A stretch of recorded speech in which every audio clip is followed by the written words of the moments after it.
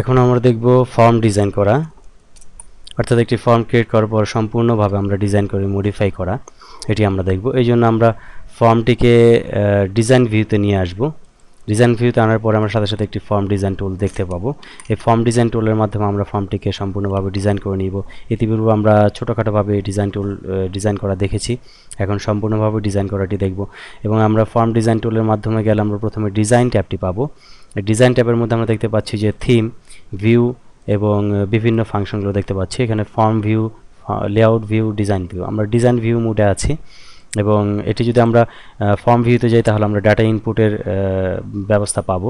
এই জন্য আমরা ডিজাইন ভিউতে আছি এবং এখান থেকে আমরা সরাসরি থিম চেঞ্জ করে নিতে পারবো, আমরা কোন ধরনের থিম চাচ্ছি ফর্মটির।